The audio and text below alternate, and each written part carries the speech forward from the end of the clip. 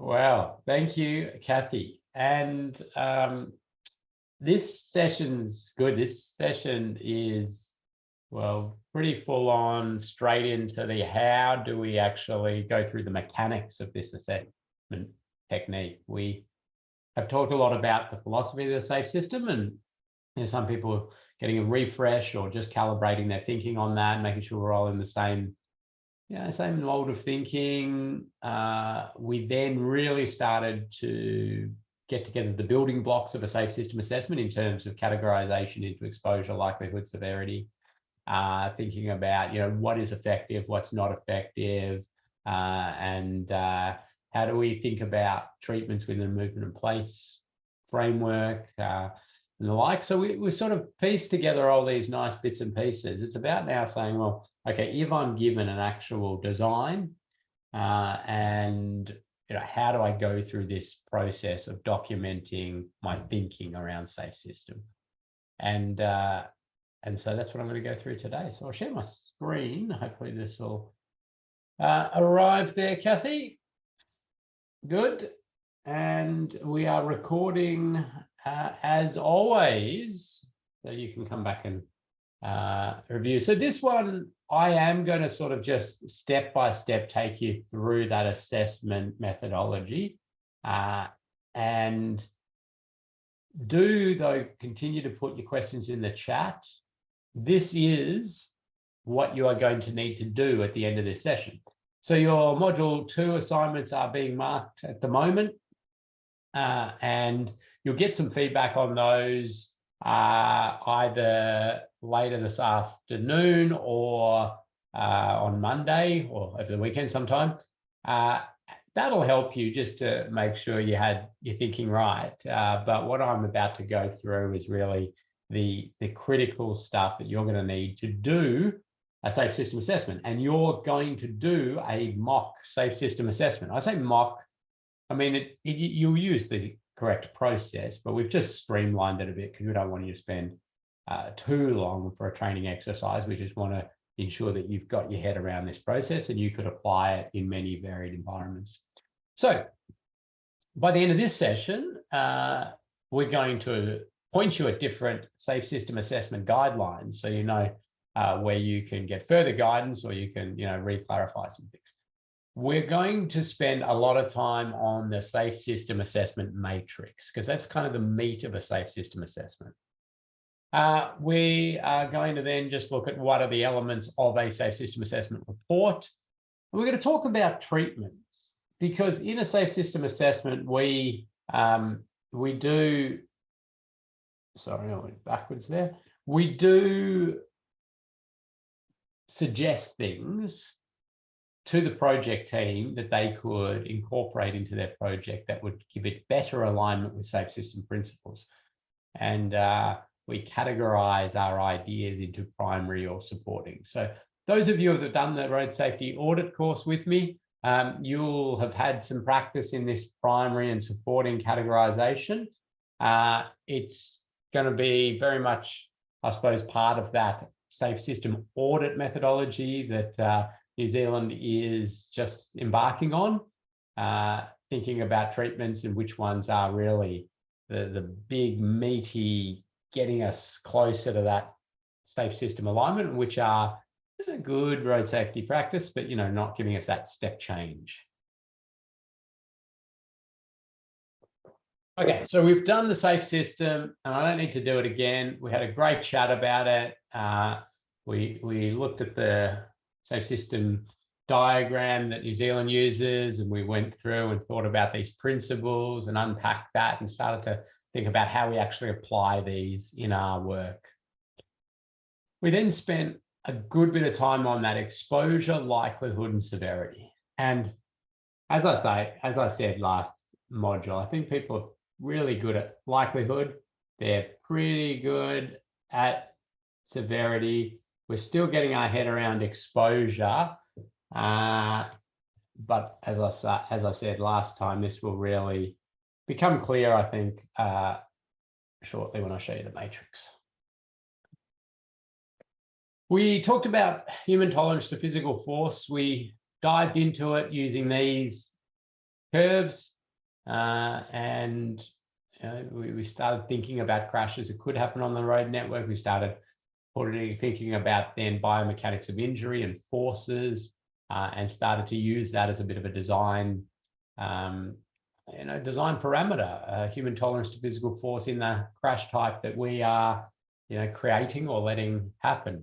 And then I briefly showed you this and said I'd be coming back to it, and I'll come back to it again, because this has got the different crash types here down this side, the speed of that crash, speed of the bullet vehicle of the crash, the one that's doing the damage, and then this sort of graded thing. But these numbers, and numbers are important in our step we're about to go into, which is where we need to start to quantify how bad things will be.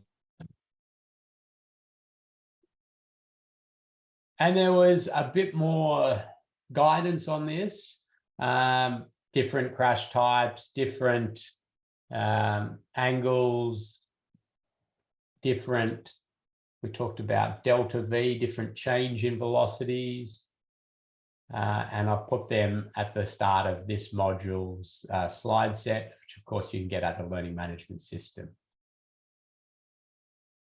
But how do we actually do these assessments, right? That's what we're going to cover off today. Now, safe system assessments are covered, how to do them is covered in the Austroads Safe System Assessment Framework. So it was released in late 2016. I was on the working group for this, but I was not one of the authors of it, but we did have some really great discussions. Now, before the release of this document, nobody, well, I'll say nobody, there was a very small handful across Australia and New Zealand of people doing assessments of one form or another of projects and the like on their alignment with safe system principles. Myself and a colleague were doing it in a specific way, and we actually called them a safe system audit, but that was sort of 10 or 12 years ago. It's different to what now New Zealand is calling a safe system audit in the methodology we were using. But they took a lot of that thinking, they put it into the Safe System Assessment Framework. There was a Western Australian guy who was doing some stuff as well. So anyway, it came together based on very little actual assessments in a formalized manner of things and their alignment with safe system principles. The safe system was certainly something people were talking a lot about, and it was always the front pages of road safety strategies and the like, but actually going to this very specific, okay, let's look at this intersection and what they're planning and work out, does it, or how well does it align with these principles? And so it's very, very few and far between of anybody who had done that. And so what resulted then was a document that was a lot of, I suppose, in theory, this is a good way to do it. And then little sort of pilot practices and the like, and they came up with the methodology. And the methodology is actually really quite solid. However, after it got released and then it got a bit of traction and people started doing lots of them, lots of little things were found that didn't quite work. And so as a result of that, we saw a couple of jurisdictions put out their supplements to their supplementary guidance, which is sort of how they particularly address deficiencies in the Austroads guide, gaps, things that just aren't addressed, particular jurisdictional nuances. And the Victorian and South Australian government put those out. And then those tend to be sort of just the operating practices. So everybody uses the Austroads and then fills in a few gaps with these. There's a few things in here that help out a little bit. And then, oh no, I don't have it there. We just filled in the final gaps with those fact sheets I showed in last module, which are still more gaps or things that we just think need more explaining. So what I'm going to take you through is the process that Austroads, that conforms with the Austroads and these guides and and the fact sheets that we've put out, which is filling gaps. Anywhere that sort of the Victorian and South Australian government disagree with Austroads, which is only one or two little things, I'll just point them out and explain why why industry practices a certain way. Now, Kathy, I don't know, do we have a poll for today? No, do we? Maybe we don't. We do. I think we do. Has that come up? Yes, we do. Yes, sorry. So the poll is, what has been your involvement with safe system assessments? And there is no right or wrong answer. It's just telling us where you're at. So nothing, safe system, what now? I've heard of the term, don't know much more. I've had one done on one of my projects. I've done one myself, and I live, breathe, and eat safe system assessments. Ken, you're in one of those categories, aren't you? I'm somewhere between I've done one and live, breathe, and eat safe system assessments. There was a time when I was live, breathing, and eating safe system assessments, but now I am, yes, doing a lot of work in that space, lot of teaching of it, getting armies of safe system assessors out there. All right, we've got everyone has responded, so we'll just share that. Thank you, everyone, for jumping in and doing that. Okay, so mostly people heard the term. Yeah, quite a few actually had them done on their projects, and a few that have done them, good, and somebody lives and breathes and eats them, excellent. And that's fine. I'm going to go from a very sort of base level, but that's good to see actually that 6 people are saying they've had them done on their projects, and a few have got into doing them, showing that they're getting more and more traction, and they are really embedded in the New Zealand practices going forward. And with this safe system audit methodology, it's going to be an even bigger uptake of this methodology, which will just be integrated under the same front cover of the document of a road safety audit as well. So that'll be good. So the first thing you do when you're asked to do a safe system assessment is, well, you form a team, because we like to do safe system assessments in teams. But then you need to gather context around the project. So they might give you a design of upgrades to an intersection or a length of road. They might give you a few options that they're thinking about. They're thinking about what different options do we have, or it might be in part of the planning of a project or the like. And so you need to, as an independent person, get your head around this project. You need to understand, well, why are they doing this project? What's the function of the road? What's the speed environment? What road users are present? What's the vehicle composition? What's the movement and place categorization that they're aiming at for this area? And Austroads has put in these prompt questions into the Austroads Safe System Assessment Framework. And you can use these, you can add your own questions in. What a lot of safe system assessment teams will do is have an online meeting or an in-person meeting, we used to do, where you'd roll out the roll plot of the design, and you'd sit around or stand around, and you'd have them explain what they're doing, and the assessment team would ask lots of questions. Okay, well, what speed limit? What was the design speed you're using? What's this land use over here? How are you going to connect to this? What's the current operating speed? Are there future growth plans? All of these sorts of questions to get your head around, what are they planning to build? Why are they planning to build it? What are their aspirations? What are their commitments? Now, some of these questions are, to a degree, irrelevant to the assessment of their project or their design and its alignment with safe system principles. But where they become very relevant is when you try to assist them to change their design to make it more safe system aligned. Because like we talked about in last module, if we're thinking about a specific movement and place categorization, we need to be sort of suggesting high aligned safe system elements that align with that movement and place categorization and facilitate, you know, more livability or more movement or whatever it is. So that's why you really dig into understanding their project. It also helps you in your scoring sometimes as well. I mean, you're going to need to know things like speed, predicted speeds of vehicles and those sorts of things. You might be doing those predictions. They might have some input to assist you. So you can also just take these exact questions and, you know, as soon as you're asked to do this assessment, flick this over to your client and say, you know, can you fill out anything you can think of around these questions and send me any planning documents or any information that might help us understand a bit of this and, you know, get the ball rolling that way.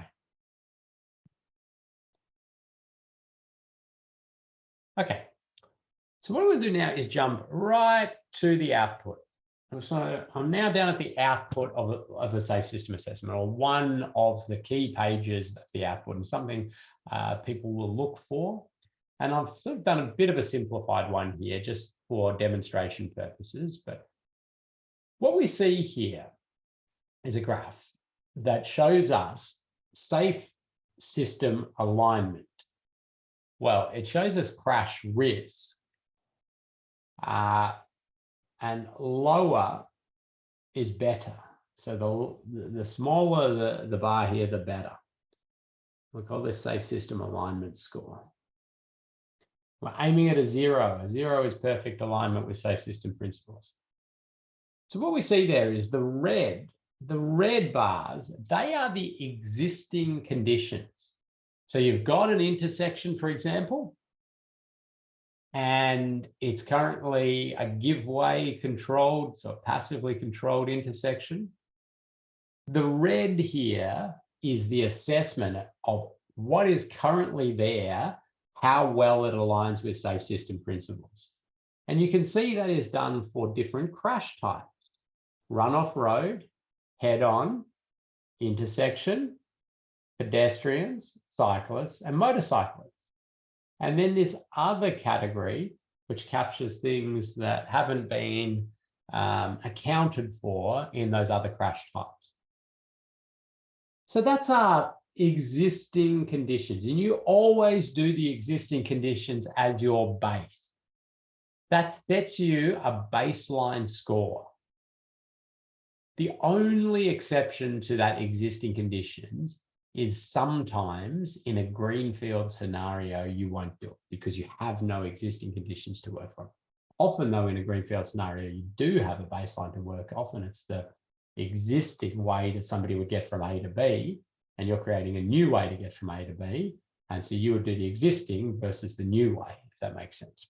But sometimes, like, I don't know, a subdivision, if you're doing a brand new subdivision, there is no existing conditions to set your baseline off, so you would not do it there. But that's so few and far between. Most of the time you are working off some sort of existing conditions and you score that.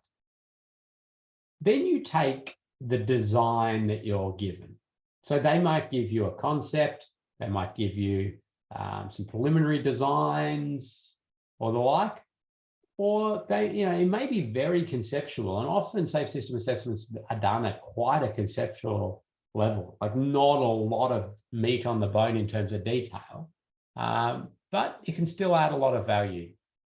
So in this scenario here, this one, they've given some sort of design to take that giveaway controlled intersection and turn it into a roundabout, or turn it into a modified T intersection with a set of traffic signals, or a conventional T with a set of traffic signals.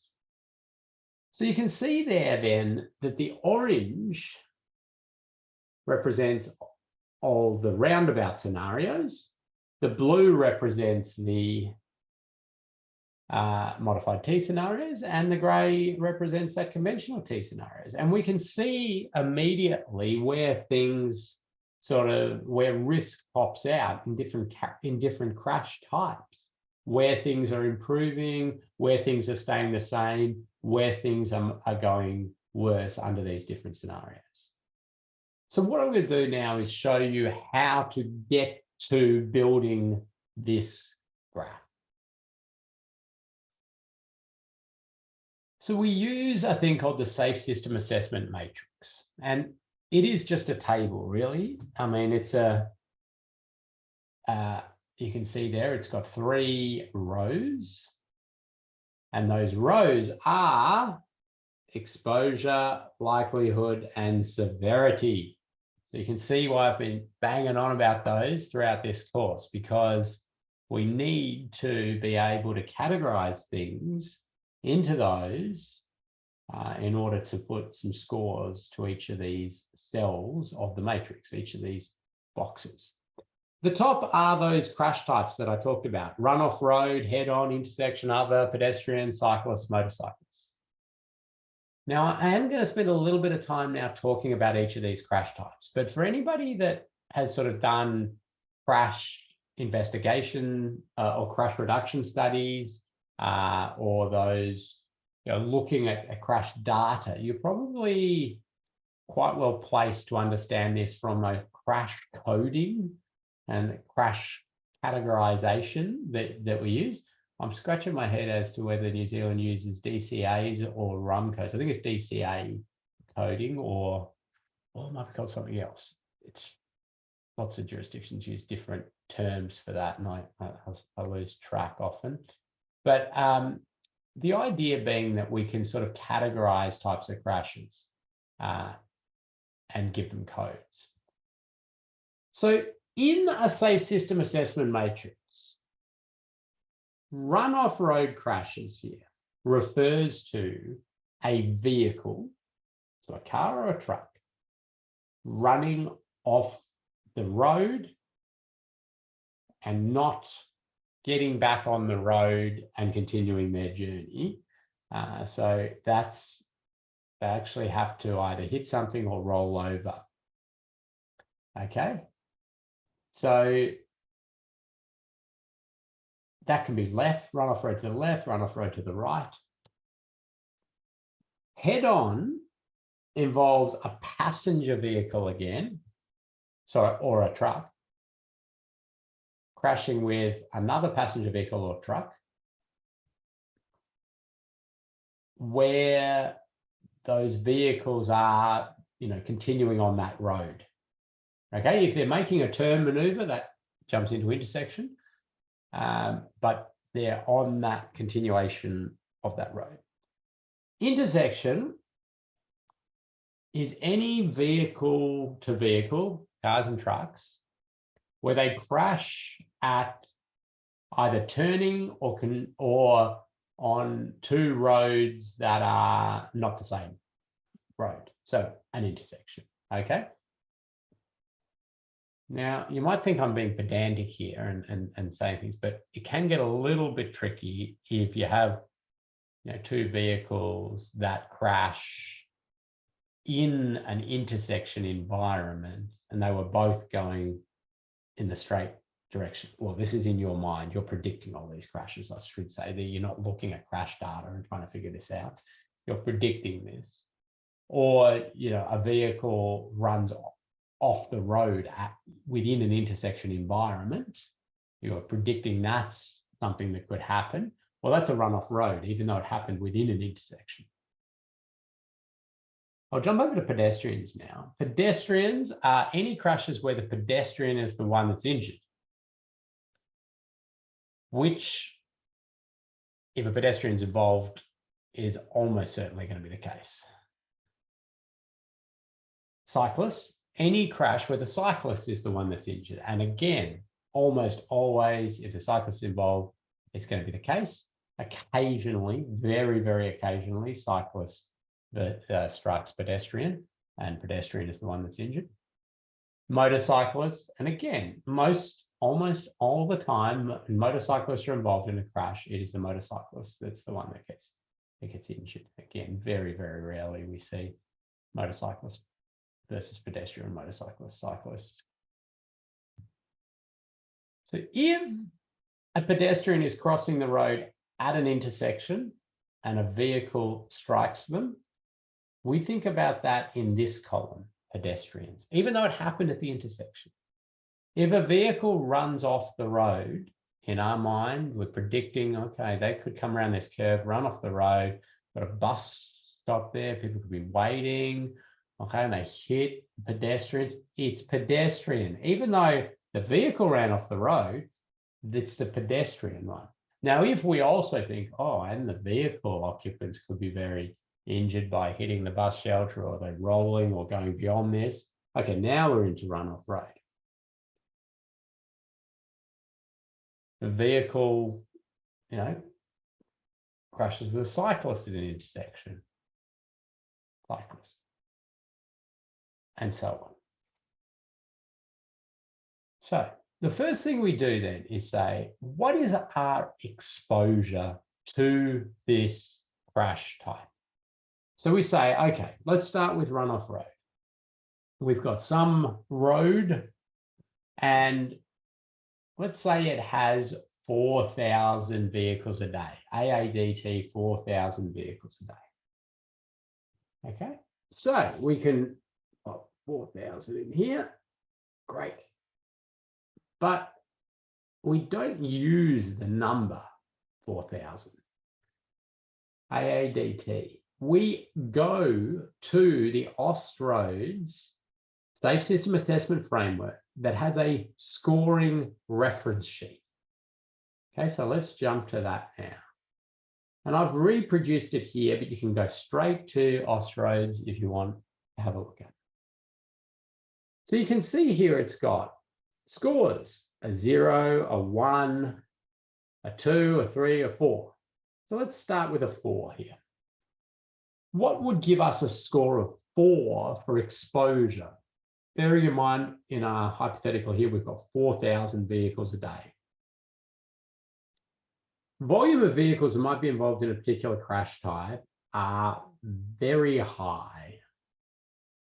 Now, one thing I'm going to do here is just cross this out. Why am I going to cross that out? That's one of those ones that I alluded to before, where Austroads put some stuff down that practical, like the jurisdictions have decided that's not appropriate to use as a factor in considering. So the AADT is just what we use. So volume of vehicles that might be involved in a particular crash type are very high, therefore exposure is high. For runoff road, head-on, and other crash types, AADT is greater than 10,000 vehicles a day. For cyclists, pedestrians, and motorcycle crash types, volumes are greater than 100 units a day. Okay, so we've got now some numbers to work off.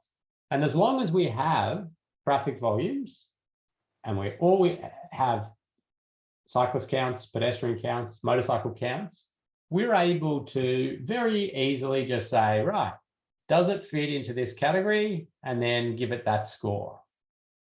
Okay, so we had 4,000 vehicles a day, didn't we? So it's not greater than 10,000. Let's go down to a 3. Between 5,000 and 10,000? No. Let's go down to a 2. Between 1,000 and 5,000. Okay, that's what we're talking about. So we can then put a 2 here. And it's as easy as that for exposure, if you have the traffic volume for these ones. So then we say, okay, we've got 4,000 vehicles a day. What's our exposure to head-on crashes? Now, in order for us to have exposure to head-on crashes, there has to be either, for us to have no exposure to head-on crashes would be an easier way to explain it.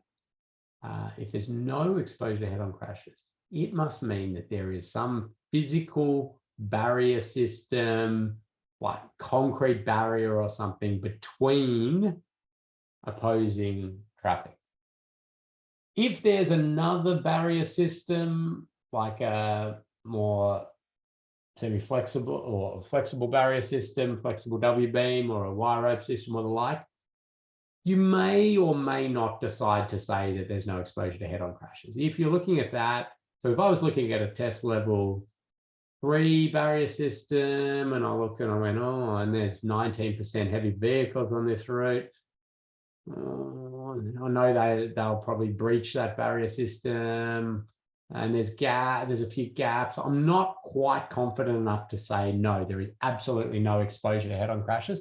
I'm going to just say that the same number of vehicles are exposed to that crash type. I'll get to the fact that they're very unlikely to actually have a head-on in that scenario because of that barrier system, but that'll come into play in the likelihood. So we say, okay, well, there's 4,000 exposed to that as well. So that's going to be a 2 as well. Same scoring reference sheet for each crash type. Then you go to intersection. You say, okay, what is our exposure to intersection crashes? So we're now along this length of road and we come to an intersection, and say the intersection has 2,000 vehicles there. That intersection. You add these, because it says for each approach, you add these up. So we've got the 4,000 on the main that we're looking at, and then we've got 2,000 there. So that goes to 6,000. And if we go to our scoring reference sheet, we see that that's jumped us up there to the next category, hasn't it? So but that's between the 5,000 and 10,000 vehicles a day. So here we go, and we put this as a 3 for exposure.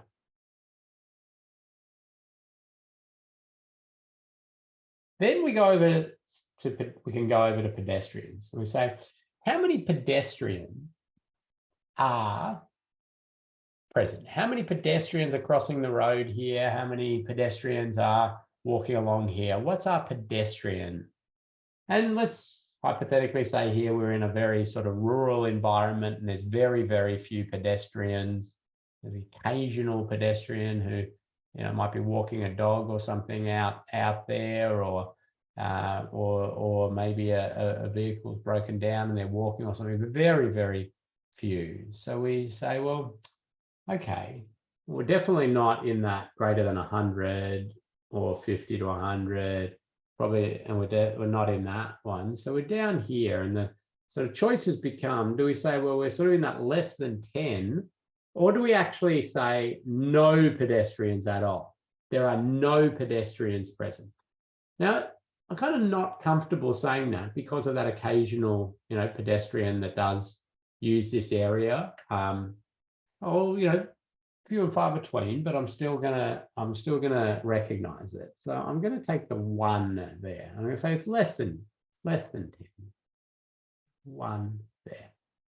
We go to cyclists. We say, well, how many cyclists are using this area? And we say, okay, well, again, it's very low numbers. We get the occasional, you know, backpacker who's riding their bike through the area, or you know, there's the occasional recreational cyclist out there. It's not really a commuter route or the like. We're going to put a 1 on that as well. Motorcyclists, we scratch our head and we say, well, anybody got any motorcycle counts? Did we get that in the traffic counts? Were able to break that down? No. Okay, what do? You can use a general rule of thumb of around between 1 and 2%. Let's take 1%. Yeah. That's if it's not a particularly popular motorcycle route, not leading to a popular motorcycle route, or these sorts of things. So we can then say, well, 1% of that 4K, and if you take that over and we look there in these, so in the 40 on that, which then sits as a 2 as well. Then we go, well, hang on, crash types haven't we thought about and factored in here? And those could be things like railway level crossing crashes, sideswipe crashes, could be rear end crashes if it's not generated from an intersection. So that would have to be a mid-block crossing, maybe a school crossing, or maybe a driveway access issues, anything that sort of sits outside that. And most always you use AADT as your particular determining factor. And so in this case, we're going to, crashes with animals comes in here as well. We're going to go with a 2 there because we're going to set it same as those ones. So that's got us to a point there, and Kathy, I'll take questions in a second. That's got us to a point there where we've put numbers to our exposure to different crash types for all the crash types that we're considering could happen. Kathy.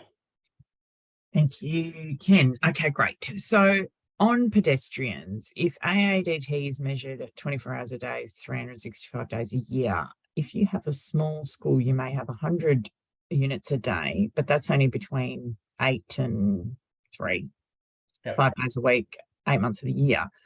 Would you use the estimated daily units for this scenario? Well, what are your thoughts on this? Okay, a really good question. Prize-worthy question, I think, Kathy. Prize-worthy. Okay, great. Well done, Chris. So you've got a couple of options here. And this is the thing with the Safe System Assessment Framework, is that there is a little bit of flexibility to how you present stuff. I always remind people that this is just a risk assessment methodology. Particular ways it's been put together to ensure that that safe system lens is there, but it is just a risk assessment methodology. So like that question that Chris has done, you could reframe to say, well, how would you do a risk assessment on that school area? And so what we tend to do is we would take that school time and sort of extrapolate it out over the day. And that would be, so you'd say, okay, I've got 20 kids crossing, that's 20 a day. Okay, and yes, I know there's going to be days where there's no kids there. And I know there's going to be significant portions of the day where there's no kids there, but that's what I'm going to take. So that's one option. The second option would be to do a safe system assessment for school time versus a safe system assessment, but not school time. Okay, now not a full, like different reports, you just do different pages, different matrices for those different scenarios. Now, that one I don't tend to do for schools, that is. I don't tend to like sort of run that way of doing it. Where I do that, and we have done it, is in these very seasonal areas. So like you've got a beach side area, and during winter there's hardly anybody there ever. But you go there in summer and it is just madness, right? The whole time. Okay, so you're going, okay, very different scenarios for long periods. And so have created these very, separate scenarios.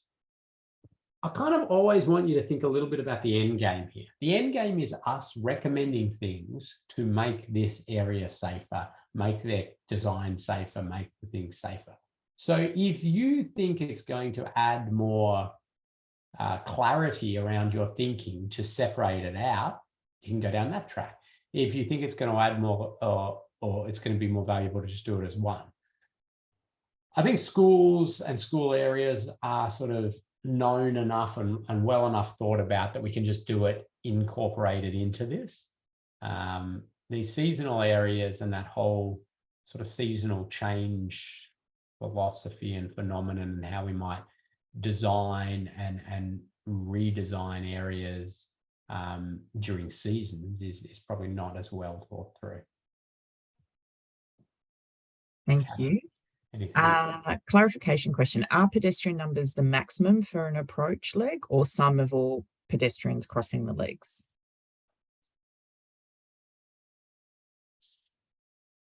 It's the sum of all pedestrians crossing.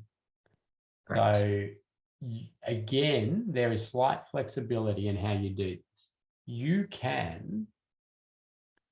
could break up an area in lots and lots of matrices if you wanted to be very refined and very specific. But again, when you get to the end, you're like, well, I did 75 matrices. What's it telling me? Okay, we should do a raised pedestrian crossing here. It's like, was there any point doing all of that? Really, if you go to the scoring reference sheets, we've got specific numbers here, but what we're actually more sort of driven by, particular pressure. What's my pen stop? Exposure is moderate. Therefore, exposure is high. Therefore, exposure is very high. You know, like that's what we're trying to sort of categorize into it in terms of risk assessment theory.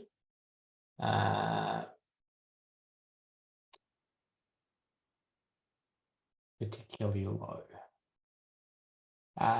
So yeah, use these numbers as your guide and think of them as all pedestrians in the area crossing, addition of all of that. Yeah, I hope that helps. More questions?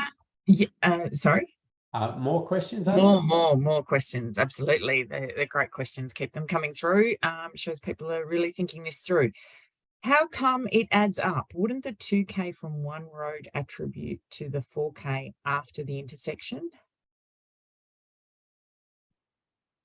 Yeah, okay, that's a good question. We have a fact sheet on intersection volumes because there was and there continues to be lots of industry debate about how you get to an intersection exposure score.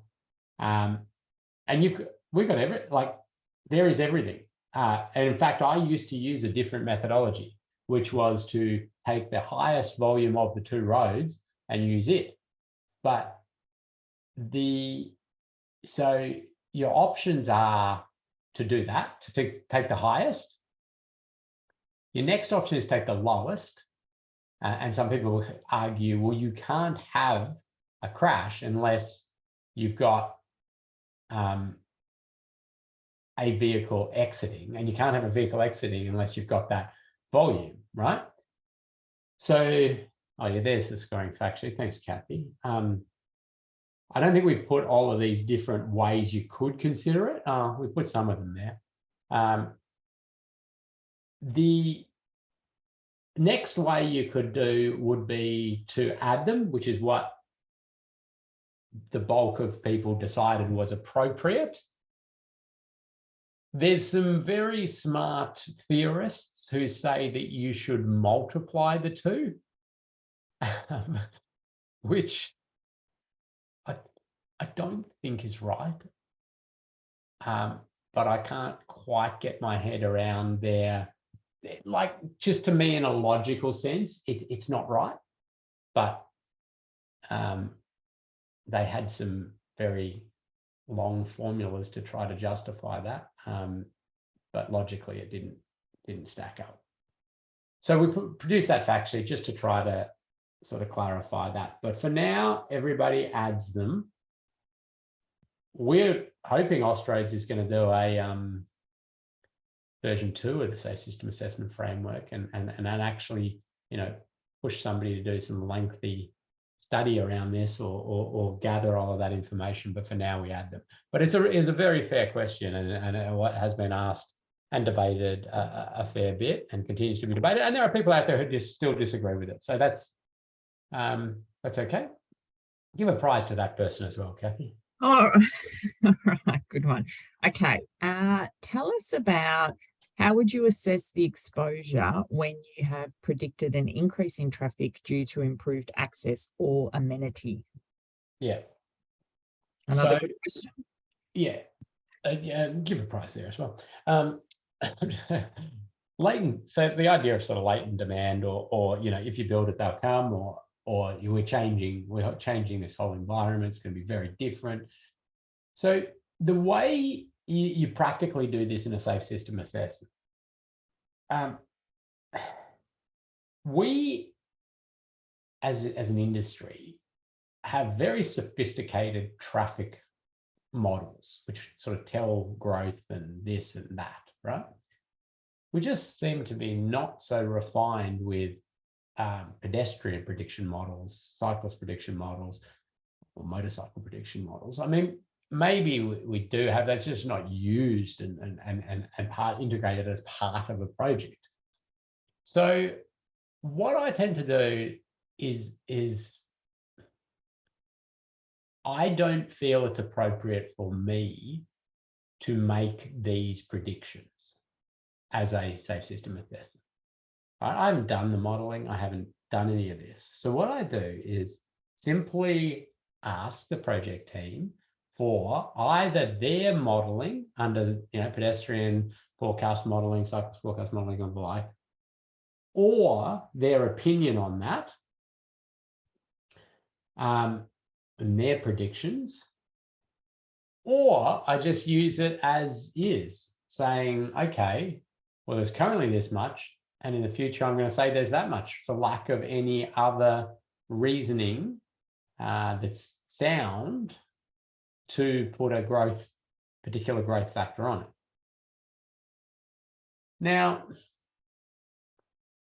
again, I want you to jump to, what are we trying to achieve here? We're trying to improve this project. So if you're sort of seeing large growth areas, all these changes happening, and facilities, residential on one side of the road, all the commercial on the other side of the road, or something like that, you logically can say that there's going to be increased foot traffic across that road. And no doubt that the project team will be able to give you predictions on traffic as cars that'll be coming out of the intersection, but you'd be going, well, okay, now give us the prediction model on pedestrians crossing, and they may be able to give you that, but you may then sort of push them and say, well, come on, in reality, you've got to have some opinion on this and get something out of them. Or, in those sorts of situations, you might say, well, listen, let's sit down and come up with something here that we can agree on, because it's not logical to say that there's no pedestrians crossing now, and after you build all this stuff, there'll be no pedestrians crossing. Well, we know we're going to attract a whole lot of people here, and it just doesn't make sense. But the more common scenarios, as I say, are that you've got an existing intersection, you're doing changes to that intersection, there's already pedestrians trying to cross there and crossing there a bit, you're doing changes to the intersection, you're going to have about the same number of pedestrians, so it's logical just to use the same number. The other advantage we have in the categorization and this banding of numbers is a few here and there doesn't change the numbers. It's got to be sort of step changes to make those changes obvious. Next question, please, Kathy. Thank you, Ken. Okay, what if you're doing the assessment for an existing signalised intersection only? What AADT would you use for runoff road, head-on, and intersection? Would it all be the same? We're not considering a mid-block section at all. Sorry, it's just a set of pedestrian signals in a mid-block. No. Doing the assessment for an existing signalised intersection only. Yep. So what AADT would you use for runoff road, head-on, and intersection? Yeah, gotcha. Okay. Sorry, we moved off pedestrians. So you can, again, you can, in this scenario, if it's just a signalised intersection, you can do runoff road as the addition of all of the the addition of the two AADTs, as long as you're considering all of the runoff road risk throughout that whole intersection. I think that makes sense. I'm just going to see if I can go back a slide here. Hopefully there's not a Wally to confuse everybody.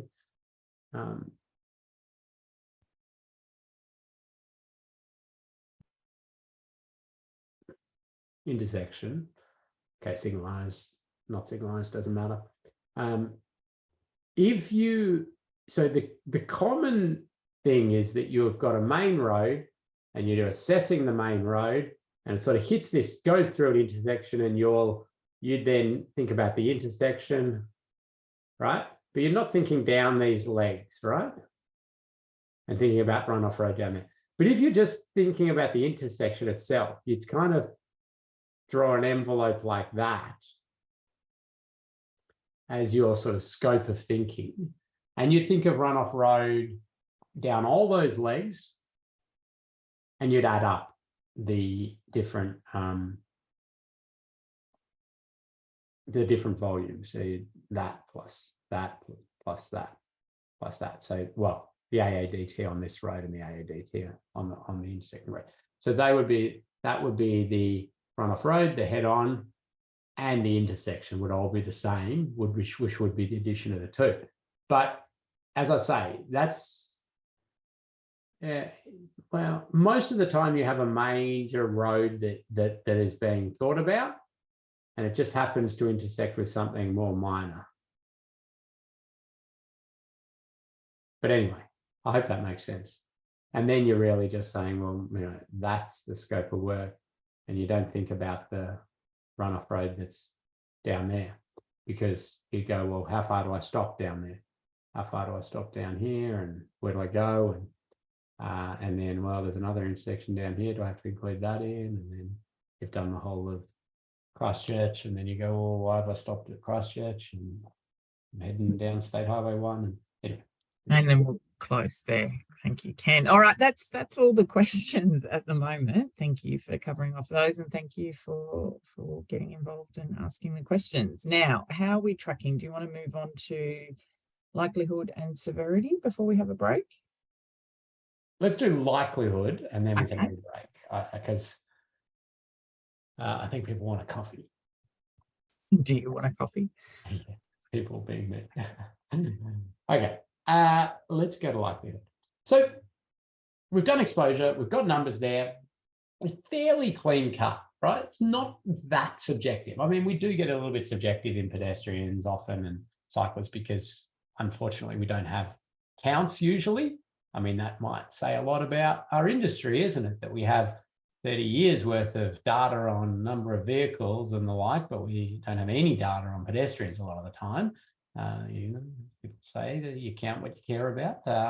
So I'm just saying that, but the reality is often we don't get that. We need to make a prediction or make, you know, a judgment call based on what we see out there. But when you get to likelihood, right? When you get to likelihood, it is subjective, and there's no getting around that. Okay, we're trying to create some tools that help people get a bit more consistent, but you're making a judgment call the same way you would as a road safety auditor, or if you're doing an OH&S risk assessment, you'll make a prediction based on your judgment, any evidence you can find, any research based on that, right? So in the end, you come up with a judgment score based on your professional knowledge and understanding and the like. But what you do is you have to justify how you've arrived at this score. It's not just, I reckon a 2, right? You have to say, okay, I'm looking at this intersection, just the way you did with that module 2 assignment. I'm looking at this intersection. What are the factors here in this intersection that are going to increase the likelihood of crashes? Yeah, have we got a see-through effect? Oh, sorry, we're doing runoff rate. Let's start with runoff rate. Yeah. Have we got, what's the speed environment? Is this a straight road, or is it is there a curve there? Is that curve out of context? Is it a windy road? Have we got shoulders? Are they sealed shoulders? Have we got audio tactile, edge line? Are there barrier systems? How far away are hazards off the road? You know, are there good signs and line marking? Is that appropriate? Is it ever confusing? Is the area lit? Is the surface good? I mean, the list goes on and on and on. There are a few thought starters in there for you, but you know, you got to think holistically, and you dot point all of this out.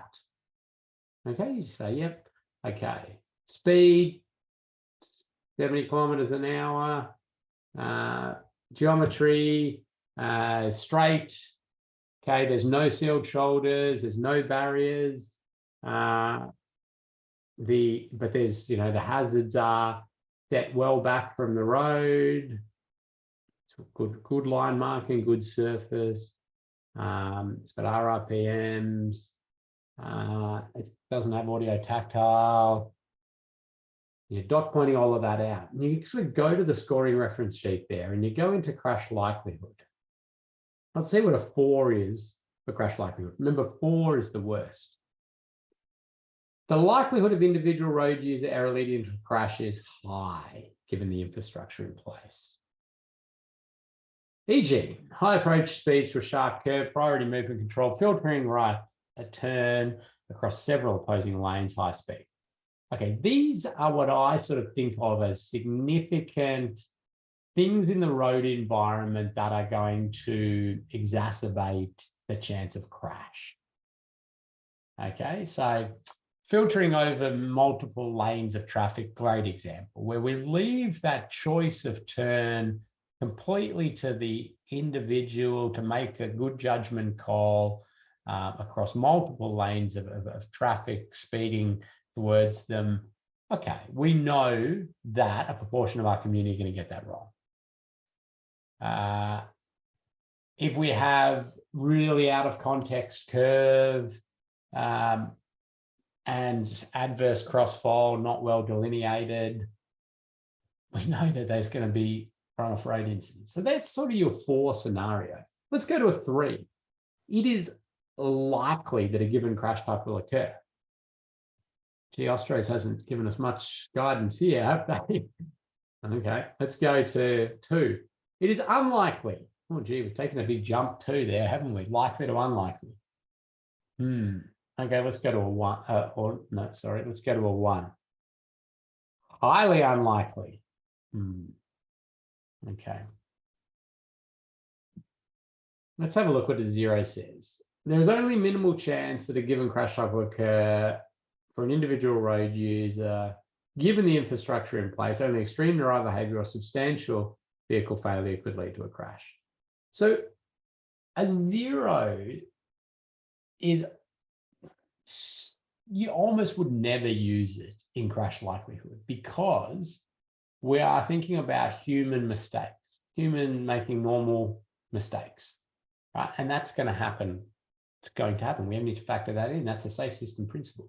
So we really, I'm trying to think if I've ever used a 0 in a safe system assessment for likelihood. Definitely used a 1. That's where things are really, top notch. Everything's great. So for the one we were doing there, I'm going to say, well, we've got these hazards offset. It's straight. It's lit. Surface good. Don't have that sealed shoulders. That's bugging me. Speed 70.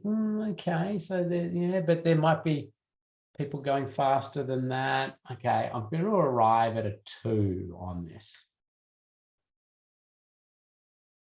But I'm going to justify it with lots of dot points and those sorts of things. Then we look into the head-on, for example, and we say, okay, now we've got head-on crashes. Oh, sorry, I should clarify there. The fact that there are 4,000 vehicles per day has already been accounted for. That made no difference in my likelihood of run-off road crash. How many vehicles were there, right? That's been accounted for. And see, head-on is a little bit trickier because you kind of do need to take into account a little bit your volume in the sense of what is the chance when a vehicle goes across the center line that there will be another vehicle there. And so if you sort of, so you've got the volume that's exposed plus the chance that you'll hit another vehicle. So you're kind of factoring that in as well.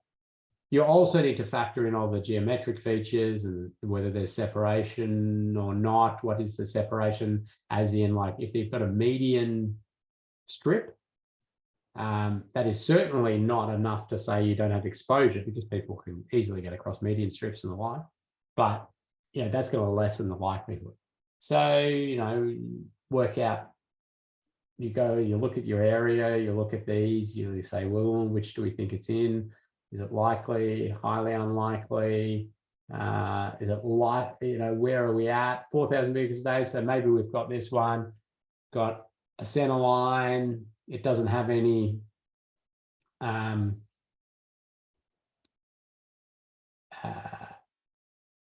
it doesn't have any barrier system, doesn't have any separation.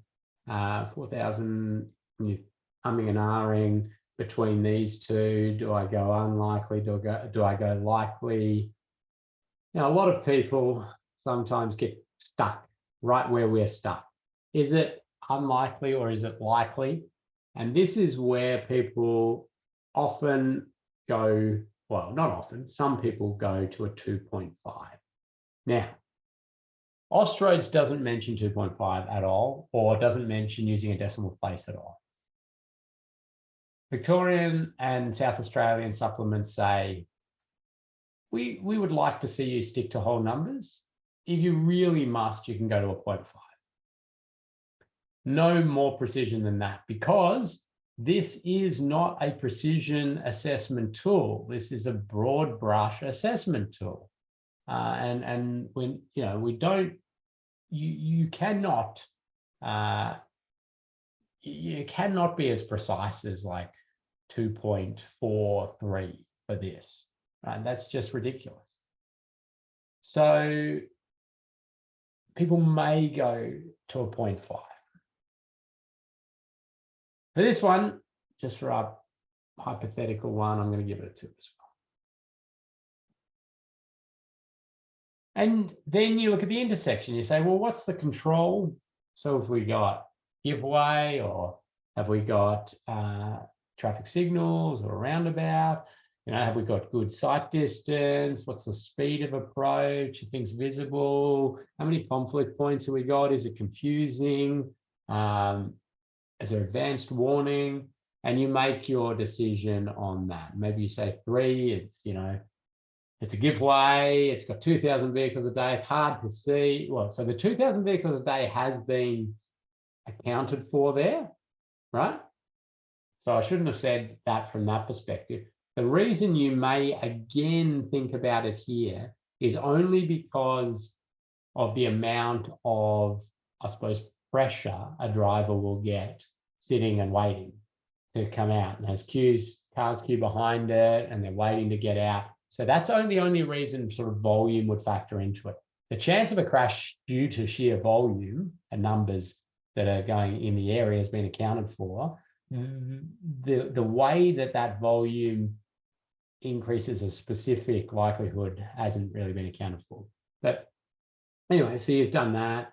And then you go through other and you make your call on that. And pedestrians, well, you get to pedestrians and same thinking, right? We've already established there are hardly any pedestrians in this area at all, but that's been accounted for. So what you're then thinking about is, for a pedestrian that is there, what is their likelihood of crash? Because what of the features and the road environments that it's there. So, what facilities are there? Are they crossing? How far do they have to cross? They're good sight lines to them. What's the speed of vehicles coming and the like? And, we'll give a 3 to this one, because maybe, at least people can be well seen, because like I said, it's a straight road. It's got cleared things so they can see, but, they don't have any crossing facilities, and speeds are 70, so it's high, and the like. So most of the time, if you're putting a low number in there, it's going to be a high number in there, isn't it? Because most of the time, if you have areas with very low pedestrian volumes, there hasn't been an investment in pedestrian facilities because there's no pedestrians there, or next to no pedestrians there. But anyway, we'll play this out and you'll see how it influences. And usually it's the same with cyclists here, but maybe for cyclists, I'm going to go 4 because no shoulder and they're riding on the road in the lane. And, if one's there, they're in, having a real hard time with it. There's a lot of worry there. Motorcyclists, well, they're going to sort of be the worst of any of these ones that we had here because it's taking into account all of that. So intersections were at a 3, and motorcyclists are even more at risk at intersections because they're smaller, they're harder to see, they destabilize more, and all of that. So I'm going to go a 4 on motorcyclists because they're up from the 3 there.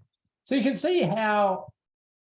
Now, bear in mind, I've done that very quickly, done it in a sort of hypothetical manner. You would do it more systematically, you would work through, you would dot point, you would think about it. We also have a fact sheet on crash likelihood because when I say what is the likelihood of that pedestrian being struck, I'm talking about a relative likelihood, not an absolute likelihood. Because if I talk absolute likelihood, it's always going to be extremely rare. And so you'd always give it a 1 or a 0. But when we think about it at a relative likelihood perspective, that spot compared to other spots on the network for crossing, how does it rate? So there's a big explanation on likelihood and likelihood being relative. So hopefully that helps you. It's a slab of text. I wish we could have put a table or a diagram to it. So those are all the scoring factors. You can see how they're helpful in some of these little questions that you might come up with. And certainly people have come up with, and we came up with, and we debated and talked to governments about what's the appropriate thing. And that's where we landed. Okay, now before we get that coffee, I'll answer any questions, Kathy. Terrific. Thank you, Ken. Okay. Should you use crash history to influence your scores for likelihood? No. Terrific. Do you want to provide any further explanation on there, or? Yeah, I better do that. Okay. You don't use it because crash history is the product of exposure, likelihood, and severity. So when we get to final scores, you could check that against crash history to, see if you think it's relevant. But the bulk of safe system assessments are done on new schemes, like changing an intersection, right? So what, crash history is not. Maybe if you're existing conditions, you go, I've done my scoring, I've done exposure times likelihood times severity, I've got scores out at the end. It's showing me that pedestrians are the highest risk here. Let's have a look at the crash history. You go, right, this pedestrian crashes. But you know what? If I went, hey, there's no pedestrian crashes here, I'm not going to, it's unlikely that's going to change my scoring. And that's kind of because an individual intersection, crash history is, if you're talking an intersection that has like 20 crashes a year in, year out, your data starts to become statistically significant. But when you're talking intersections that have one or 2 crashes every year at most, statistical significance is starting to get very iffy on that individual intersection. So I wouldn't put too much weight on crash history. Crash history, this is just general. Crash history is not a great predictor of risk at those isolated spots. You need to be very macro about how you use that. Okay. Do we take into account the type of road user when thinking about likelihood? For example, roads frequently used by young, inexperienced drivers or gangs, can we assume that the crash likelihood is higher? Yes, that absolutely can be factored in. If you can do that also if you're doing a one around schools, you'll be taking more likelihood of crashes involving pedestrians because they're kids, their cognitive ability to judge things, the way that they move, the fact that they're small, you can factor all of that in, or the types of drivers or the like.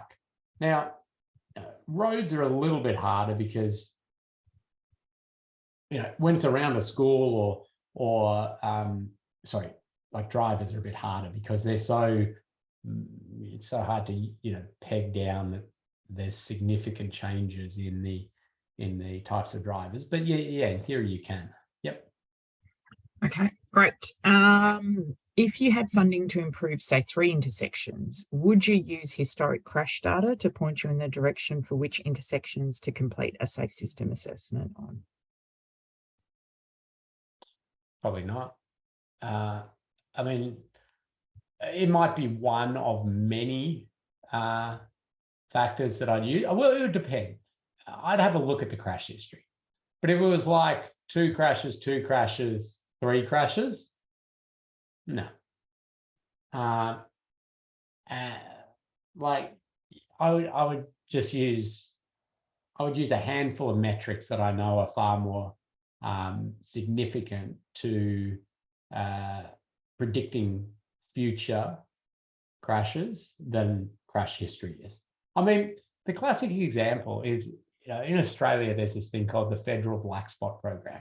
And it's a program that gives money to people to upgrade areas that have a crash history.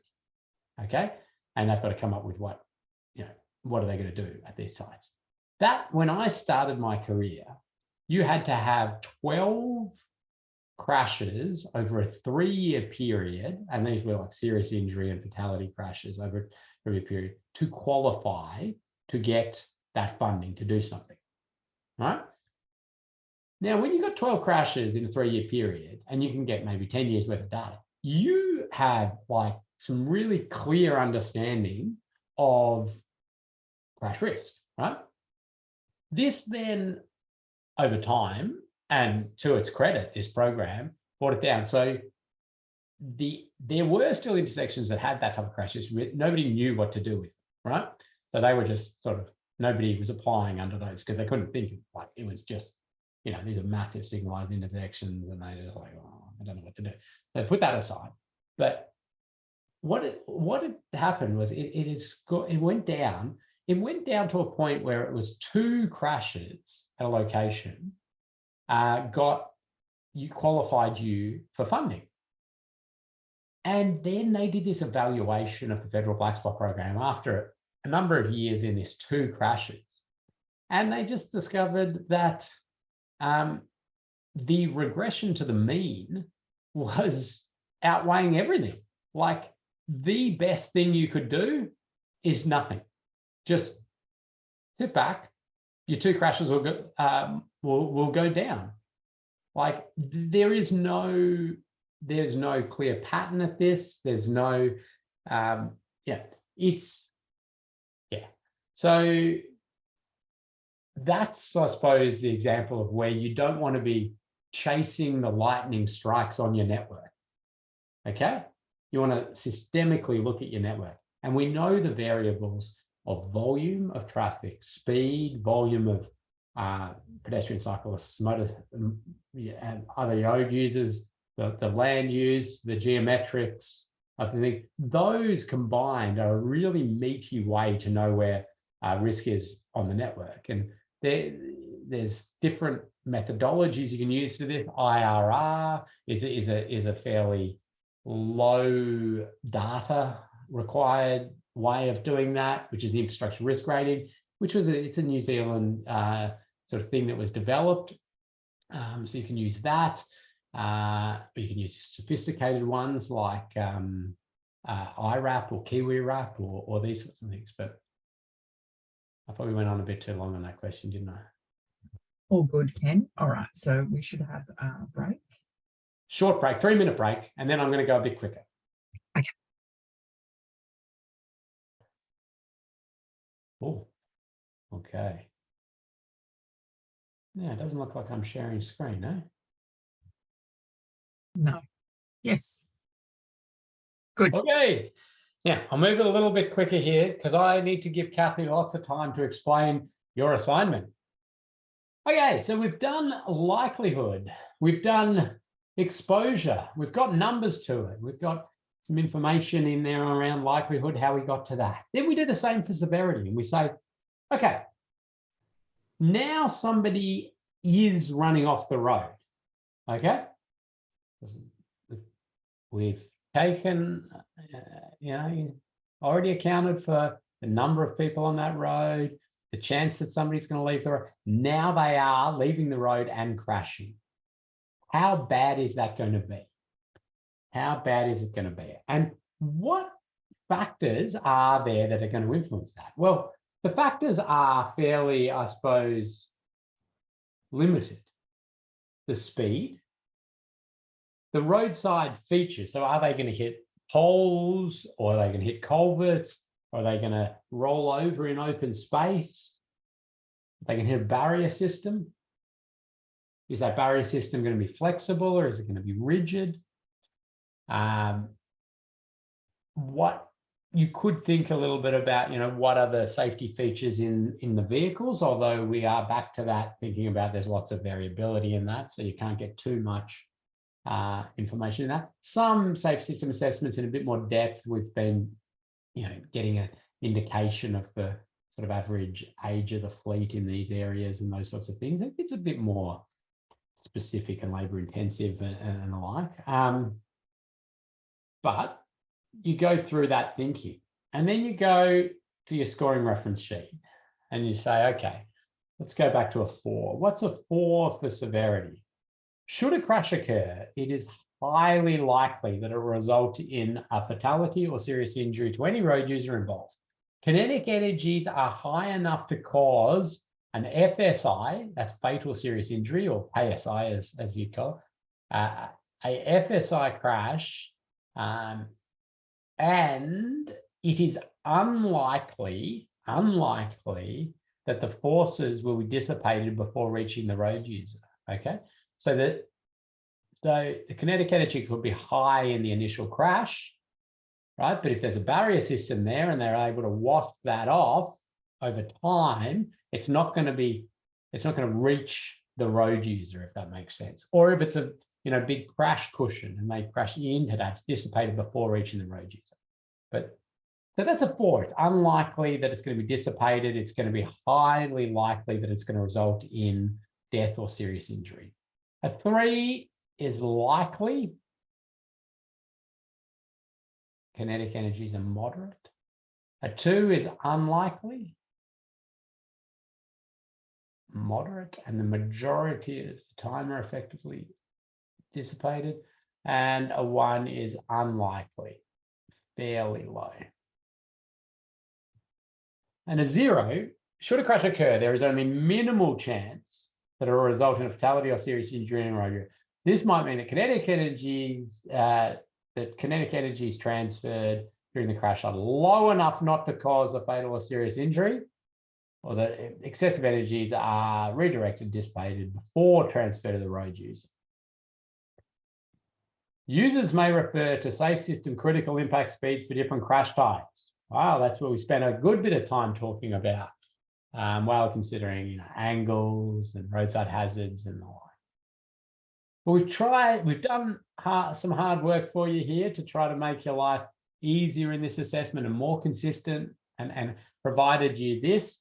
We point out again, this is general indication only. You're predicting crashes that could happen. You've got to think about how fast do you think they'll happen, and what types of crashes they'll be, and what roads you will be involved. But this hopefully will help you a bit. So if we're thinking of vehicles running off the road, okay, running off the road, and if they're hitting trees and power poles, and we're thinking that's happening around 70 kilometers per hour.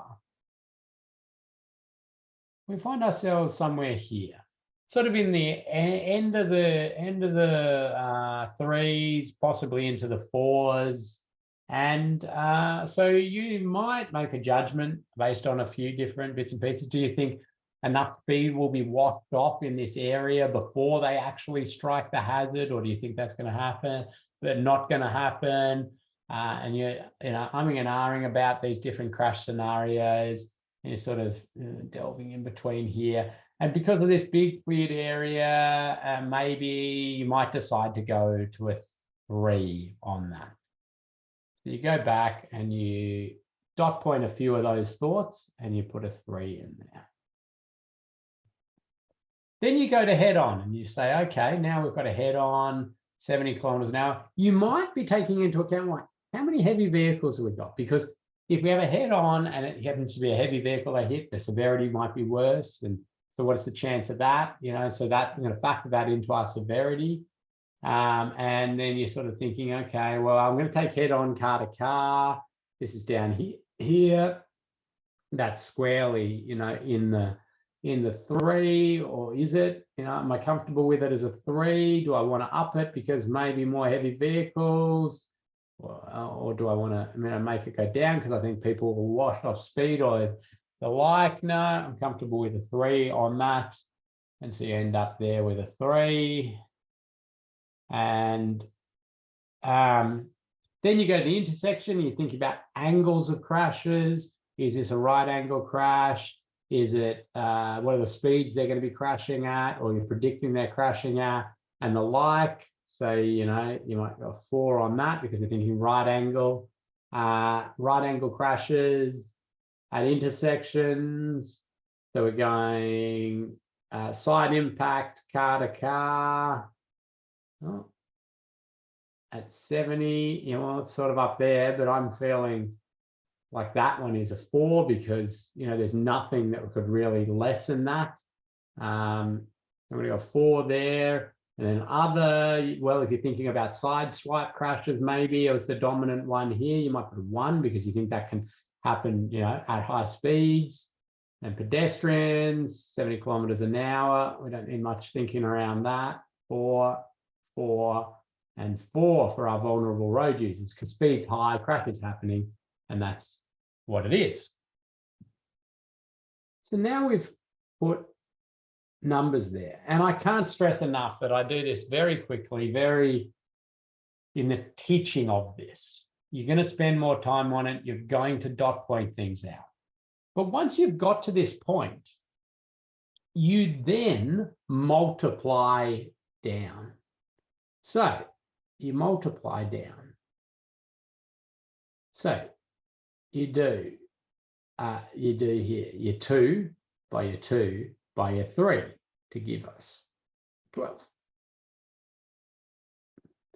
And you do then on your next one, you do your 2 by your 2 by your 3 again, and we get 12.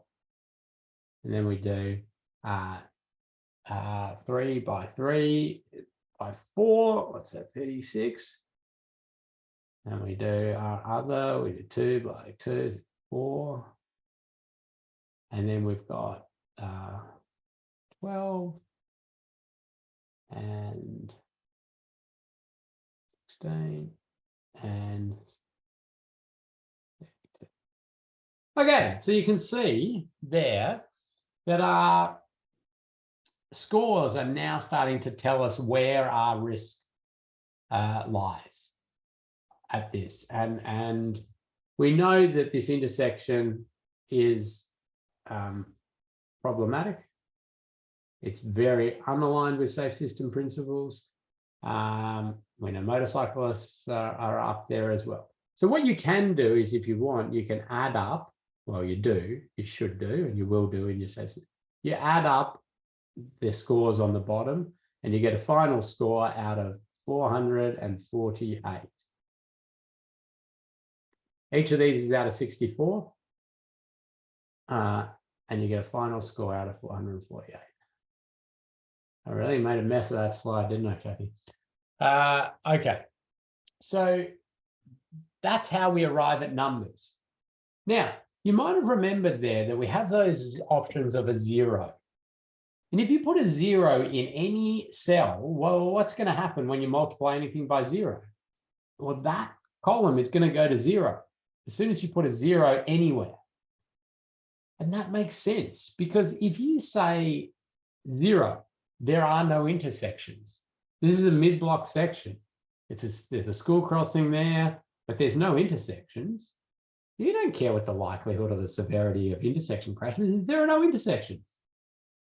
Likewise, if you were absolutely hand on heart to say, there is no likelihood of a crash at this intersection, you don't care what the exposure to crashes is or the severity of crashes, because no crashes will happen. Now, of course, that's practically a bit ridiculous, and we don't tend to do that. But you may put a 0 here in severity if you've said, okay, we've got say a 4 for exposure, we've got a 4 for likelihood, but a 0 for severity. We don't actually care how many people are exposed and what the likelihood is, because when all of these crashes happen, they're not going to result in death or serious injury. Now, I mean, little disclaimer on that. If you get a 4 and a 4 and a 0, you've probably got something, you've got a traffic related issue, or something's not great. You can have lots of little minor incidents and probably lots of complaints from the community and the like. But in pure, say, system thinking, we're okay with lots of little minor things, because it's all about preventing death and serious injury. But that's why 0 and putting numbers to this is so important. So we can use that 0 to eliminate a risk category. Kathy, questions?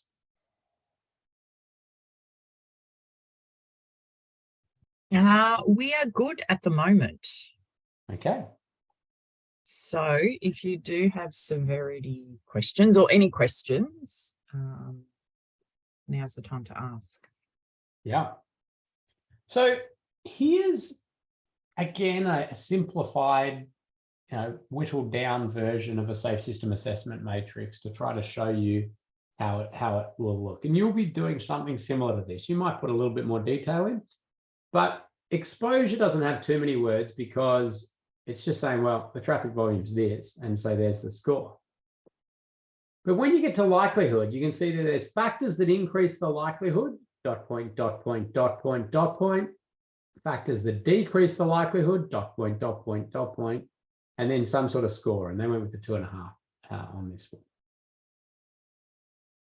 Severity. And then what factors increase the severity, what factors decrease the severity for this site, ... score. And you can see dot pointed throughout. So what you do is you do that existing conditions matrix. You fill it out, you've looked at the site, you've got that full feel for it, completed it all, right? And so, you might go out there. This is what you're looking at. Okay, I can see it's give way controlled. Speeds are this. It's got a footpath there. It's got roadside hazards, and it's got some lighting there. Okay, it's got some interesting stuff going on here. You've unpacked all of this and got lots of intel.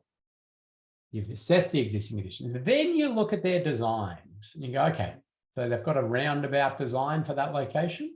Okay, there it is. Looks pretty good. They've also got a modified T design, signalized. Okay, there it is. A slip lane there and a few other features. Then they've got a conventional T intersection design. So have a look at that. There it is, slip lane, bits and pieces. Getting your head around that, you would have worked with the designers and project team to understand it, well, what's the land use, what's going on over here, what happens here, where are pedestrians, what's this thing, blah, blah, blah. And you go and you take your existing conditions matrix, all completed, and you copy it. The whole thing, you copy the whole thing and you paste it. And then you take that design, first design you want to look at, whatever it is, roundabout, and you modify that existing conditions matrix. And you see, you start crossing things out. So, well, that's not relevant when they build the roundabout. And that's gone, and that's gone. But these things, they've been added. They could be good things or they could be bad things. These ones decrease, so they're good things. Cross these out, add these. So you cross things out, strike through, you add new things, you change colors for new things, and you change the color if you change your score. You can see how that all plays out. Then you want to look at your second design. So you go back to that existing conditions matrix, you copy it, you paste it, and you manipulate it. Cross bits out, add bits, cross bits out based on the next design. Then you go back and you take the third one, and you take the existing conditions matrix, paste it, change it for this design. You just keep doing that for as many designs as they give you. Go to get the existing conditions, paste it, change it, and keep going. And you're then able to start to compare things very easily. You've got your baseline, which is existing conditions, and you've got some options here, and you can see 118.5 for existing conditions, 90, 99, 105. What does that tell me? There's everything that they designed and planned would improve alignment with safe system principles. The roundabout option gives us the best total overall alignment. Nothing that they've done there gives us perfect alignment with safe system principles. You might graph that in any way you want of total scores. So you could do it this way. But this brings us back to that thing we looked at the start. And you can see there, okay, right. So we see the roundabout. It's good. It's bringing things down nicely all over here, but cyclists goes up a little bit. And so immediately we'd be able to be saying, well, hang on. Okay, yes, it might have overall best alignment, but let's work out, can we do something here? But even for the other stuff, you'd be looking at what else can be done to bring scores down. The reality, though, is that they may decide for one reason or another to choose to do this. So we're also going to give them ideas on how to make these scores come down as well. So we go to each design option and we list ideas to make those scores better.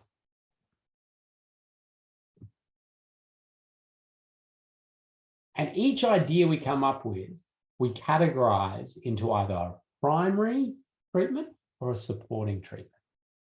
Now I'm going to put, I want people to think of these as buckets. So I don't know, I'm going to put little handles on them, because there's a bucket of things that we think of as primary treatments. There's a bucket of things we think of as supporting treatments. And so you may pull multiple things out of the primary bucket.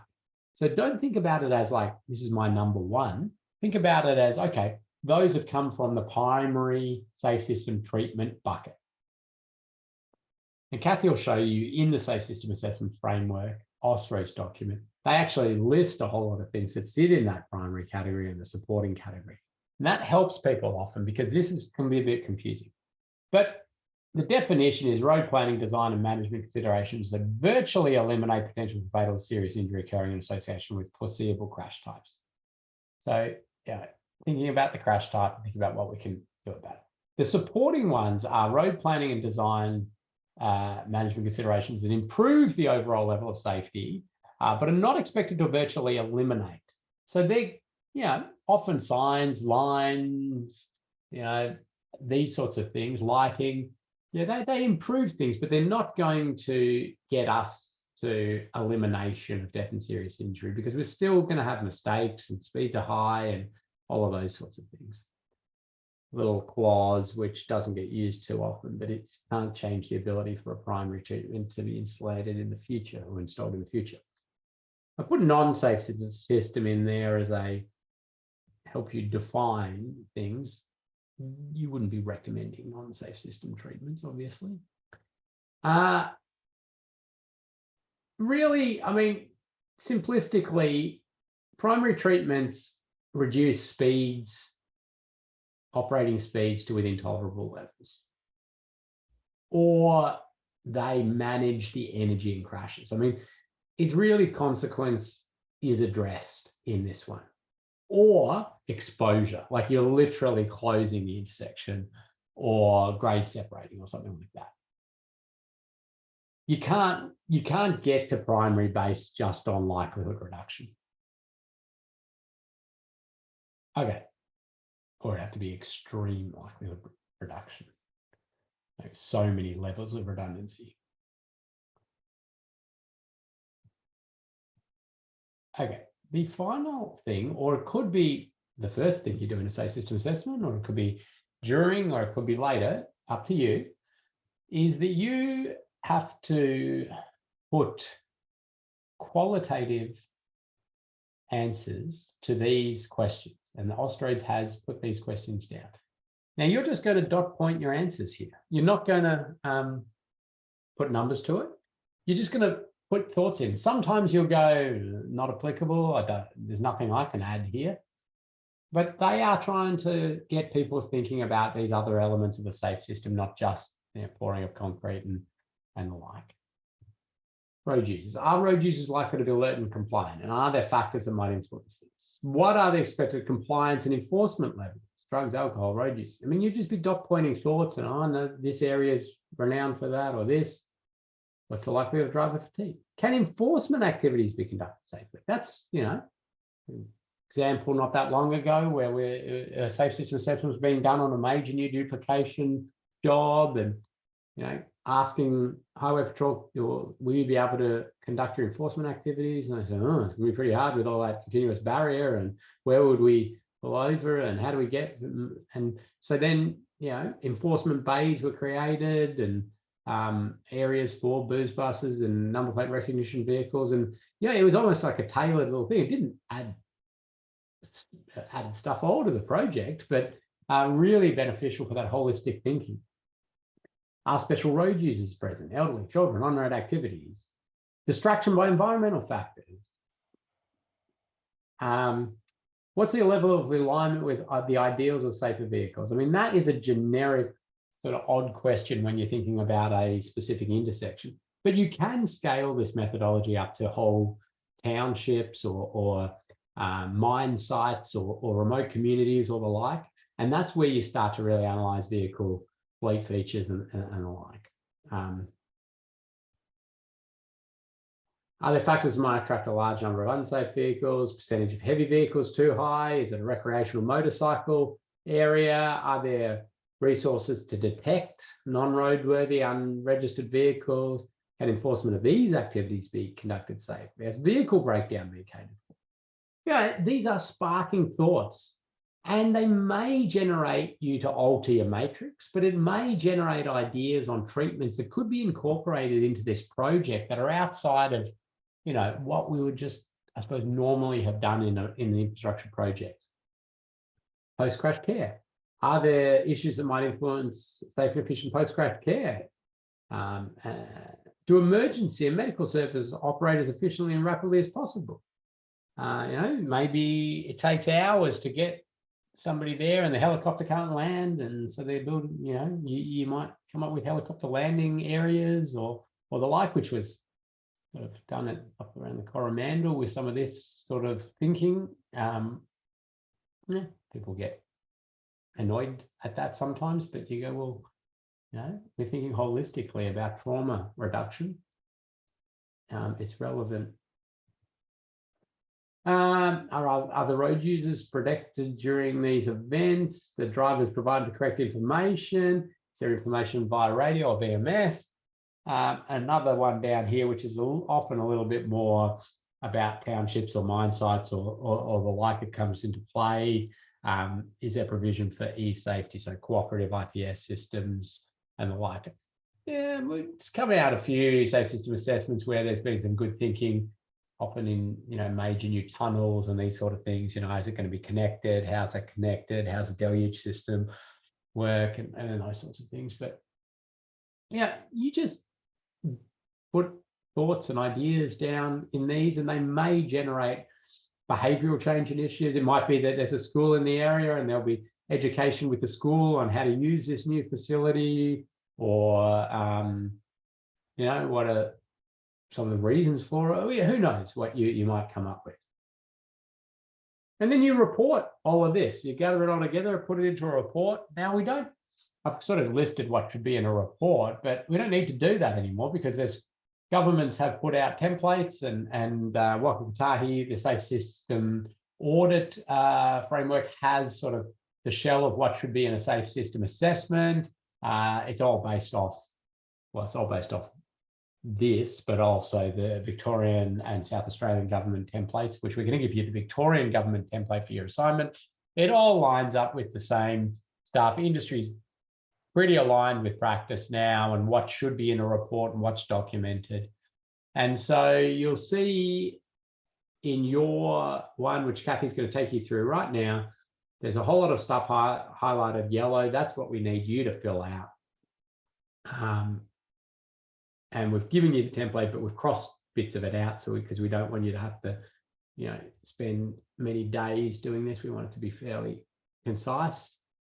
But we are going to send you out to a site, and we have risk assessed the sites to ensure that from your perspective, from an occupational health and safety perspective, they are very low risk, as long as you are sensible out there. We want you to wear a high-vis vest. We require you to wear a high-vis vest when you're out there. We require you to stay off the road in that sense. If you don't need to be measuring lanes or lane widths or anything like that, you're simply there to observe how does it operate, what's the speed, what are the bits and pieces of it. You might cross the road to look at other bits, do that safely. Don't be a hazard yourself. So don't make people walk around you if you're there as a group, maybe, on the road to get around the group, or these sorts of things. Park safely. Don't park blocking sight lines or making cyclists go into traffic and the like. All these sites have areas you can safely park away and the like. And we do have a safe work method statement, which is in the learning management system, which you're just going to have to look at, have a read of, and agree. And it's pretty logical stuff, like I'm not going to go out there intoxicated. I understand that, well, this has been assessed as a low risk site, I still have a responsibility to think about my own safety, but all of that sort of stuff, which is important, but I don't think it's going to be anything groundbreaking for you. Kathy, questions, and then over to you. Terrific. There aren't any questions just yet, but maybe they're still to come. We'll see how we go. So here we are in the learning management system, and you've all probably popped in and had a look. So just to recap a couple of the things that Ken mentioned, there is that safe work method statement document there, and then your agreement is just I agree to abide by that. Once you jump in to complete your safe system assessment, there's some text up here just telling you, once you've done it, to upload it as a PDF. It is the Word template there at the moment. So once you've done, there's just some instructions there on how to upload it as a PDF. So the first thing you'll do is find your name in here, your surname, and as mentioned, there might be a few people with the same site. It just means that you're all nearby. So let's just jump into this one here, for example, and you'll open that up, and that will tell you where to go. Okay. So this is a signalised intersection concept plan, and this is the proposed design option that you've been given. It's also given you some traffic volumes, and these are for the purposes of the training exercise. Okay, so they may or may not be, completely accurate, or what you might be familiar with. So you might look at it and go, oh, that doesn't sound right, but treat this as a training exercise. So the first thing you do is you've had a look at your site, and then you go and do your site visit. Now, we'll just bring up the two documents you need, apart from your own particular site, is the assignment template and the graph generator. And here is the template here. As Ken mentioned, you only need to do the highlighted sections, and we've crossed out the bits that we don't need you to do. This is based on the Victorian government template, but it's pretty universal. Okay, so the first thing you get to is you need to pop your name in here, who's completing the report. If you do it as a group, pop everyone's name in there in the group, and each of you will upload your own, but we understand it'll be the same one, but we just need to know that if we start to read one that looks very similar to the next person's, that you did do it as a group. Okay, so if you do it as a group, pop everyone's name in there.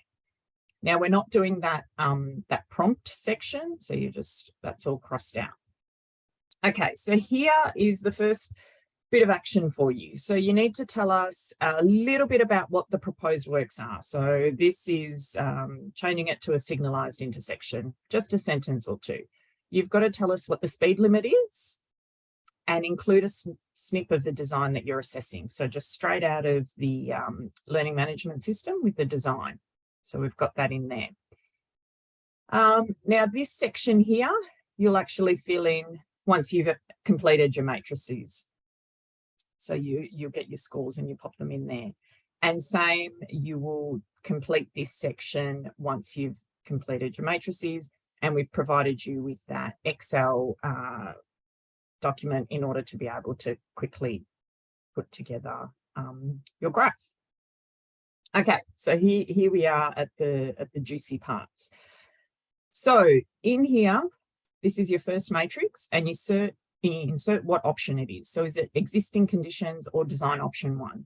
Now you're going to start with existing conditions. So you just change this information here to say existing conditions. And you can probably remove the highlight once you've done that. And then you start to fill in this matrix. So all the bits that are highlighted. So you pop in your exposure comments, and you've got that off the information where we've given you the AADT, and in some cases there may not be anything there, but you work out what your, you pop in the details in here and you work out the scoring for the existing conditions. Do not complete the design option 1 in this one here, and you work out your exposure scores across the board.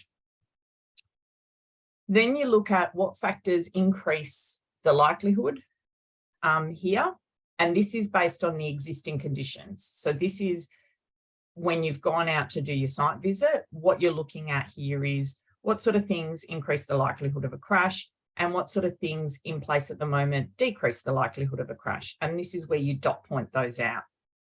You pop in your score as well, and then you complete the same for severity. What things increase severity, what things decrease severity. And again, you pop in your scores. You multiply down, and then you add them across, just for this existing conditions 1. So here you'll get a score out of 64 and so on. And then you add all those across and you'll get your existing conditions matrix. There is a helpful example in here, and you can delete this example out once you've actually done yours. But if you're struggling, or if you're not sure what you're looking at or something like that, the example is there to help you. Okay. So that's a completed example 1. So you've done this bit. You then copy that matrix, the completed matrix that you've done here, with your scores all added up, and you paste it. And again, we've given you an example of the design option 1 here of what yours might look like. So you paste it in here, and then you make any changes based on the design that you've been given. So you've gone from whatever it was before to a signalised intersection, for example. And so you start to make changes to what things have changed. So we've there's some things that we cross out because they no longer apply based on that design. And there's some new things that come into it that do apply now because that has changed. Your scores may also change. And so any changes you make in red, any things that have been no longer apply, you just cross out. and you end up, you multiply down, add across, and you end up with your design score. So you then can see you've got your existing condition score and your design score. You've got two matrices. Again, you can delete this example one out of your final report. It's just there to assist. Okay. So then we've gotten into the option here where you can make suggestions for other things that the team might consider to improve safe system alignment for this particular project. So you've been given the design and then you go, but hey, I think this could be better by doing some of these other things. And this is where you've got your primary treatments and supporting treatments that Ken mentioned before. A good place to start, a bit of a prompt, if you like, is in the resources section here. We've loaded you up with a bunch of resources, but the one that we're looking at specifically is this Safe System Assessment Framework PDF. And it's this, it looks like this document here. And to get you going with this particular section, if you start at page 19 or page 15 of the document, here are some things that, and it lists this column by column. So we've got runoff road, head-on treatments, and so on and so forth.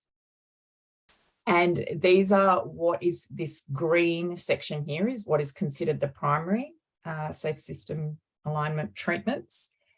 And then supporting treatments have been divvied up in this yellow and orange bit, but you can combine those together if that makes sense. So up the top here, it'll list what are primary treatments, and then it'll list some supporting treatments. And it even tells you what it influences, whether it's exposure, likelihood, or severity. This is not the be all and end all, but it's a good place to start in terms of some ideas. They can't see the resources, or somebody's saying they can't see those resources. Can you just go back into the learning management system and show where they are? Certainly. Okay, so it's this, so if you jump into the course, it's this first tab. It's not in one of the modules. No, not in one of the modules. So we've plonked them all in here.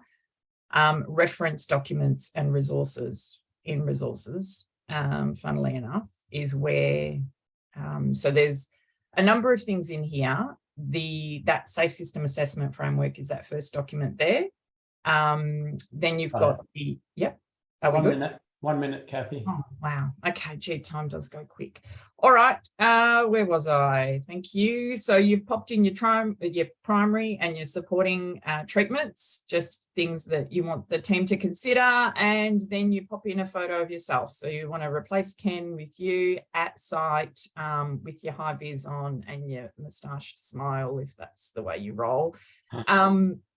You then jump back up here. So you've done your matrix, you jump back up to the top, you pop your scores in there, and you do your graph.